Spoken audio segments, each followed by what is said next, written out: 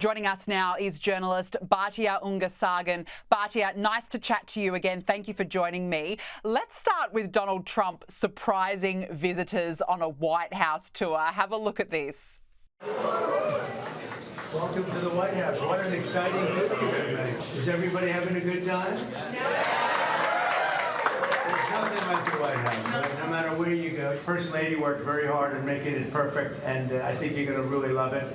And I heard you were here, and I said, let's stop by and say hello. Maybe someday you'll be here as the president, right? You're going to give them a special tour, okay? Have fun, everybody. I love that. And as you can imagine, the tour group was so excited, they even started chanting USA. USA! USA! USA! USA! Batya, how cool is that? I mean, that's an experience that they will never forget. But I also think it shows what sort of a person Donald Trump is. Danica, you are 100% correct. This is a man who loves the people. And you can just see it in everything he does, everything he says, every executive action he passes. He won because people could feel that love, and it came in the form of a policy agenda that reflected a deep respect for the American people and for the dignity of working class Americans, something that had disappeared from the American public sphere because the elites are so disdainful of people who work with their hands for a living. And you can just see it. He just loves those people. He really feeds off of their energy. He has a deep and abiding respect and love for America and for the American people, for the electorate. And it just comes out in all of these different ways where he can't help himself but stop and talk to them. He truly is the tribune of the plebs. That's a really good way to put it. You're right. He is a man of the people. You can just see that. And they just love him, the fact that they erupted in USA. Now, Batya, we've got to talk about MSNBC. That network is absolutely falling apart, of course, after Joy Reid was axed. Now, fellow host Rachel Maddow has lashed out at her own liberal media outlet over the decision. Have a look at this.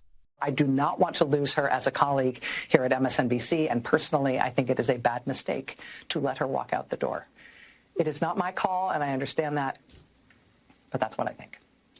I will tell you, it is also unnerving to see that on a network where we've got two non-white hosts in primetime, both of our non-white hosts in primetime are losing their shows, as is Katie Phang on the weekend. And that feels worse than bad, no matter who replaces them. That feels indefensible.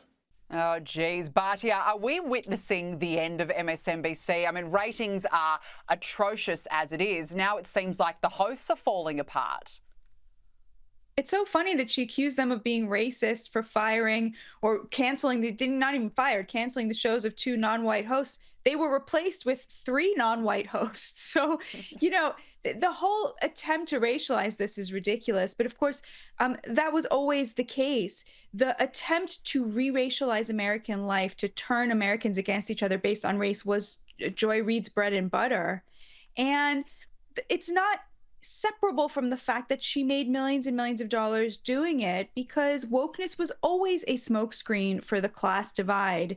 These hosts on cable news shows who make millions of dollars would sit there and call Americans racist and try to turn us against each other because they didn't want their extreme undeserved wealth to be exposed. And so they would call anybody racist or sexist or homophobic or transphobic or what have you, who brought up the immense class divide that they were benefiting from. And Joy Reid really was the worst example of this.